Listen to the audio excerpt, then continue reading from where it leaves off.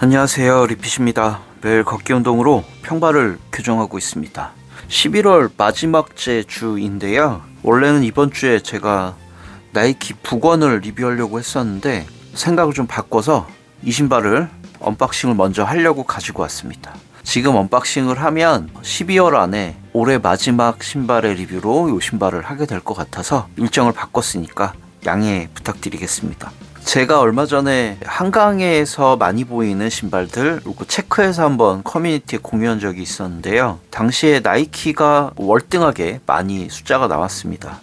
100개의 나이키 러닝화를 발견했다고 하면 제일 많이 보였던 거는 페가수스가 한 30쯤 됐던 것 같고요. 의아해 하시겠지만 스트럭처가 많이 보입니다. 25, 30 정도 됐던 것 같고요. 그 다음이 이 신발이었는데 이 신발의 이름은 인피니티 런입니다. 제 사이즈보다 반업을 해서 265mm로 구매를 했습니다. 사실 전부터도 되게 궁금하긴 했었는데 유튜버 분들은 약간 안 좋게 평가하시는 분들이 많았던 것 같고요. 특히 러너들 사이에서는 좋은 평가가 있는 신발은 아닌데 일반인 분들이 신으시기엔 나쁘지 않은가 봐요. 정말 많이 보여서 이 신발을 구매해 볼 수밖에 없었습니다. 보메로도 구매할까 생각을 했었는데 보메로는 조금 있으면 신제품이 나오기도 해서 이 신발을 먼저 구매를 했습니다.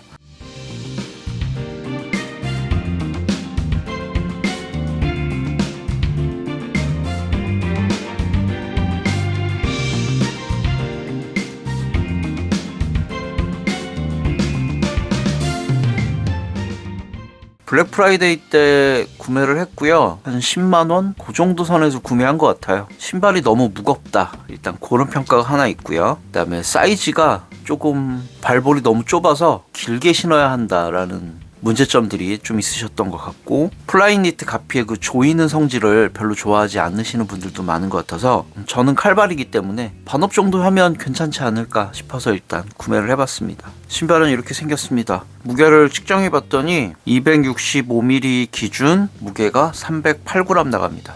러닝화 치고는 많이 무겁긴 하네요. 지난주에 리뷰했었던 봉고가 290g이었으니까 그 신발보다도 무거운 편입니다. 뭐가 이렇게 무거울까 싶기는 하네요.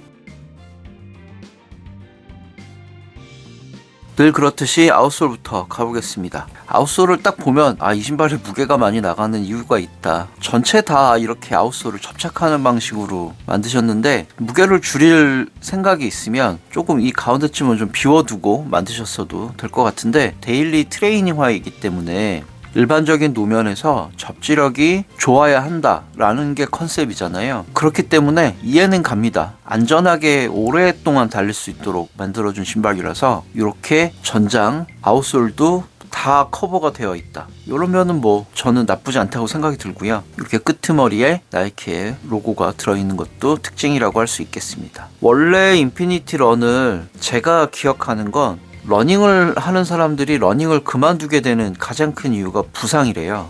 이거는 처음에 이제 인피니티 런하고 인빈서블 런이 런칭할 때 최초의 캠페인이었던 걸로 기억하는데요. 당시에 그래서 인피니티 런하고 인빈서블 런이 처음 나왔을 때는 부상이 없는 신발을 만들겠다. 약간 그런 컨셉으로 처음에 접근했던 걸로 기억나거든요. 말 그대로 인빈서블은 굴하지 않는 이란 뜻이고 인피니티는 무한대의 이런 의미를 가지고 있기 때문에 이 두 가지 신발은 컨셉 자체가 부상이 없이 장거리를 오래 달리도록 속도는 상관없겠죠. 그런 의미로 만들어진 신발이라서 안정성이 좀 우선인 것 같고 부상이 적도록 만들어진 게 목적인 것 같습니다. 그런 의미에서 미드솔은 상당히 재미나게 되어 있습니다. 처음에는 리액트로 시작했던 이 신발이 이제는 버전업을 해가면서 리액트 X까지 오게 된 거죠. 대단히 쿠션이 바뀌었다 저는 그런 느낌은 사실 모르겠어요. 리액트 폼이랑 별반 크게 다른 느낌은 아니긴 한데 조금 더 탱글한 느낌이 있기는 합니다. 이렇게 보시면 다릅니다. 여기는 조금은 수직으로 떨어지는 느낌이 들고 이쪽을 보시면 약간 안쪽으로 이렇게 들어와 있는 느낌이 들죠. 요건 이제 왼쪽 신발인데 마치 안정화처럼 바깥쪽으로 이렇게 지향하도록 만들어주는 신발입니다. 이 신발도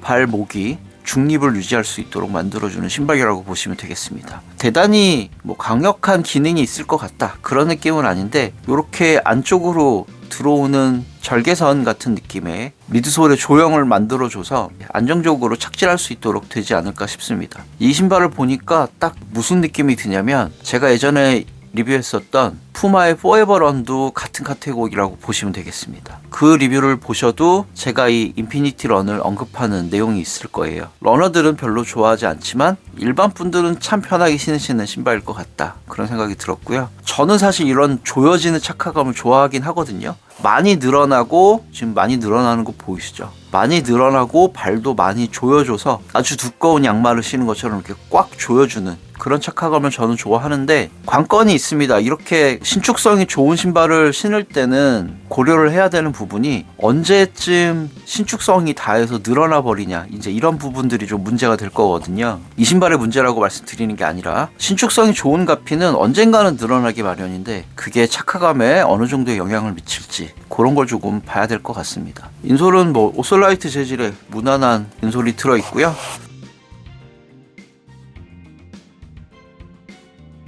저도 사실 이번 블랙 프라이데이 때 이 신발을 구매하면서 고민을 좀 많이 했어요. 이미 나온 지가 한참 지난 신발을 이제서야 사는 게 의미가 있을까, 일단 그 생각을 제일 먼저 했던 것 같고요. 마침 또 노바블라스트 5가 나오잖아요. 비슷한 가격대라고 하면 노바블라스트가 훨씬 비교 우위가 좀 있을 것 같아서 그 신발을 살까 이걸 살까 고민하다가 할인율이 너무 좋으니까 이걸 산 건데, 노바블라스트도 물론 장점이 있겠습니다만 사람마다 착화감이 좋다라는 걸 느끼는 건 좀 다른 것 같아요. 위에는 쫀쫀하게 좀 조여주는 착화감에 풍성한 쿠션감을 좀 느껴보고 싶어서 이 신발을 먼저 한번 선택을 하게 됐습니다. 노바블라스트 2를 제가 아직도 잘 신고 있고 멀쩡해서 조금 더 기다렸다가 사도 될 것 같긴 합니다. 한 가지 조금 더 말씀드리면, 이 신발이 힐드롭이 9mm라고 공식적인 데이터로는 나와 있더라고요. 뒤에서부터 앞에까지의 낙차가 거의 1cm가 되는 거죠. 최근에 신었던 봉고는 6mm로 기억하고 있습니다. 발에는 좀 어떤 영향을 미칠지 그것도 좀 봐야 될 것 같습니다. 힐드롭이 높은 게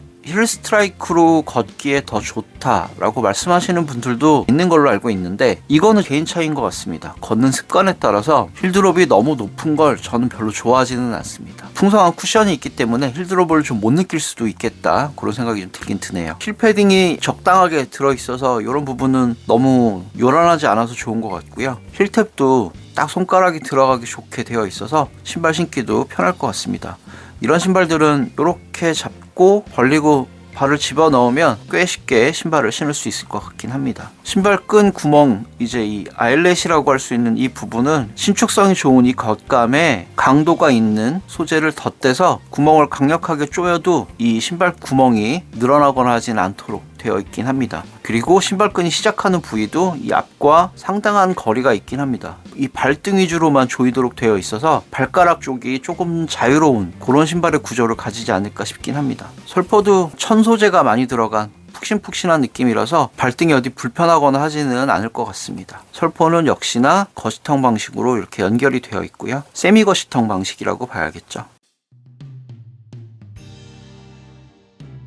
네, 저는 지금 나이키 인피니티 런 4를 신고 있습니다. 전 어차피 일상 용도로 신을 거라서 청바지에 한번 신어봤는데 생각보다 예쁘긴 예쁘네요. 하지만 러닝 유튜버 분들의 리뷰가 이해는 갑니다. 왜냐면 약간 불편한 느낌일 수도 있겠다는 생각이 드는 게, 신축성이 되게 많은 신발이잖아요. 가피가 양말처럼 조이는 타입인데, 이렇게 신축성이 큰 신발들의 좋은 점은 발을 잘 잡아준다라는 일반적인 장점도 있지만, 이걸 반대로 생각해보면 족형에 따라서 발이 불편할 수도 있다, 이렇게 정리가 되거든요. 저는 칼발이라서 오히려 조이는 착화감보다는 그냥 발을 적당히 잘 잡아준다, 그런 느낌이기는 한데, 발볼이 조금 있으신 분들한테는 이 신발이 그렇게 편한 착화감은 아닐 수도 있겠다는 생각이 들었습니다. 오히려 앞코는 저는 좀 넉넉한 느낌이고, 하지만 저는 또 발등도 낮은 편인데 의외로 발등 부분은 좀 타이트한 느낌이 들기도 하고요. 뒤축은 또 일반적인 러닝화에 패딩을 적절히 잘 만들어준 신발이라서 앞쪽, 중간, 뒤쪽 세 부위가 모두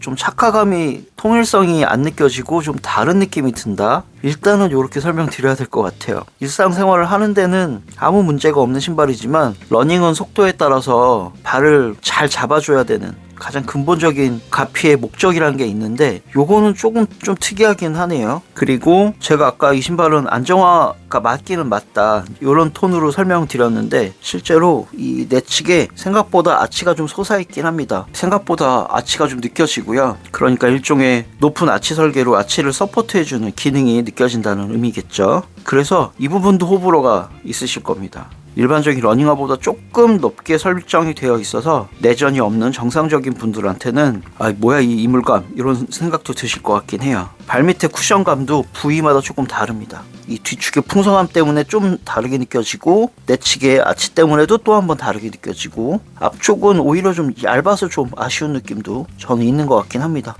이게 이제 좋게 말하면 인피니티 런만의 안정성을 추구하는 설계다 이렇게 포장이 될 수도 있겠고, 발볼이 조금 있으시거나 내전 없이 정상적인 분들한테는 뭐지 이 착화감? 이런 느낌이 드시기도 하실 것 같아요. 이런 이유 때문에 그냥 한번 언박싱을 리뷰하는 것보다 10번 이상 테스트 워킹을 하고 돌아와서 설명드리는 게 바로 이런 이유 때문입니다. 착화감이 이상하지만 오래 걸어도 편한 신발이 있고요. 착화감이 굉장히 좋지만 오래 걸을수록 뒤로 갈수록 조금 더 불편해지는 신발들도 있기 때문에 테스트를 하는 거죠. 미리 예상을 좀 해보자면 이 신발은 의외로 걷기에는 좋을 것 같습니다. 뒤에 풍성한 쿠션이 있어서 충격 흡수도 잘 될 것 같고, 앞에 아치가 좀 올라온 부분은 저처럼 족저근막염에 좀 민감한 사람은 아치가 아무래도 없는 것보다는 있는 편이 오래 걸을 수 있게 도움이 좀 되거든요. 그런 부분은 조금 괜찮을 것 같고, 그리고 앞에 조금 제가 헐렁하다고 말씀드린 이 부분은 뭐 양말 두께로 얼마든지 조절이 가능한 수준이니까 양말도 좀 바꿔서 테스트를 해보고요. 좋은 신발이다라는 왠지 그런 결과가 나올 것 같은 그런 신발이긴 합니다.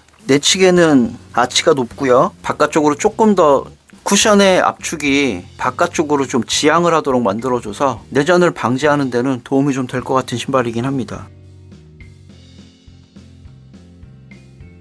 영상을 거의 20분 넘게 촬영을 했는데요. 영상은 있는데 녹음된 소리가 다 날아가서 추가로 영상을 찍고 있습니다. 제일 중요한 내용이 빠져버려서 추가로 촬영을 하고 있습니다. 인피니티 런은 제가 일단 한번 신었고요. 본 거랑 어떤 차이점이 있는지 추가로 설명을 드려보려고 카메라를 켰습니다. 이게 제일 중요한 내용이긴 해요. 사람마다 내전이 되는 시점이 다릅니다. 착지할 때 내전이 되는 사람이 있고요. 그 다음에 토 오프할 때 내전이 되는 사람이 있습니다. 저는 후자예요. 그래서 봉구가 저랑 되게 잘 맞는 게 이 앞쪽의 안정성이 되게 좋습니다. 인피니티 런은 그런 면에 있어서는 앞쪽의 안정성보다는 이 뒤축의 안정성이 훨씬 뛰어나지 않나, 그런 생각이 들었습니다. 하루 운동했는데 벌써 먼지가 이렇게 쌓였네요. 인피니티 런이 왜 착지 시점에 내전을 막아주는 안정한지 그걸 좀 설명드리려고 하는 건데, 미드솔에 주름을 이렇게 잡아줘서 착지할 때 아예 바깥쪽으로 지향하도록 만들어주는 그런 기능이 하나 있다고 볼 수 있고요. 그 다음에 아치가 높게 되어 있기 때문에 아예 착지 시점에서, 요거는 오른쪽 발입니다. 착지 시점에서 바깥쪽으로 약간은 기우뚱하게 만들어주는 그런 신발이라고 보시면 됩니다. 만약에 신발을 구매를 고려하실 때는 내가 내전이 어느 시점에 많이 생기는지, 착지가 불안한지, 토 오프하고 이륙하는 시점이 불안한지 그걸 좀 체크해 보실 필요가 있다. 그걸 제일 중요하게 설명을 드리고 싶었습니다. 하루 신었고요. 전체적으로 굉장히 무난한 착화감이긴 했어요. 생각보다 불편함은 없었는데 그건 제가 칼발이라서 이 신발이 저랑 잘 맞았던 것 같기는 합니다. 찾아보니까 와이드 버전도 있긴 있더라고요. 이 발볼의 문제점을 나이키도 인지를 하고 예외적으로 나이키가 와이드 버전을 내놓기는 한 것 같습니다. 골라서 착화해보시고 신으시면 되는데, 한 가지 추가로 설명드리면 아치가 약간 높게 솟은 부분이 생각보다 좀 많이 느껴지긴 했습니다. 실제로 아치가 이렇게 솟아 있으면 통증이 없지 않습니다. 통증이 분명히 있고요. 왜 이 신발을 신었는데 족저근막이 아프지? 라고 착각하시는 분들이 종종 있어요. 근데 족저근막을 자극해서 아픈 게 아니라 족저근막 염이 생기는 위치보다 조금 앞쪽에 아치가 솟아있기 때문에 거기가 약간 욱신욱신 하는 거라서, 이렇게 평평하게 퍼져버린 평발을 억지로 아치가 생기도록 구현을 해주는 장치라고 보시면 되거든요. 그런 의미에서 살짝 이물감 있다고 저는 생각이 들긴 합니다. 대부분의 러닝화에 아치가 약간씩 다 솟아있긴 한데 저는 이게 조금 더 많이 느껴지긴 했다는 의미로 말씀드리는 거예요. 저는 이건 불편한 거는 아니라고 생각합니다. 일종의 교정 효과를 가져오는 부분이라서 어느 정도는 감내할 수 있는 수준이었다, 그렇게 말씀드리고 싶습니다. 리뷰할 때 설명드려도 되는데 본고를 딱 리뷰한 따끈따끈한 시점에서 인피니티랑 좀 비교를 해봐 드리면 좋을 것 같아서 이 영상을 추가로 설명을 드려보려고 합니다. 오늘의 리뷰는 여기까지. 구독과 좋아요는 리핏에게 큰 응원이 되고요. 오늘도 시청해주셔서 감사합니다. 이번 영상은 마이크 문제로 녹음이 안 돼서 조금 영상이 좀 두서없이 어수선합니다. 다음에는 이런 일이 없도록 주의하겠습니다. 감사합니다.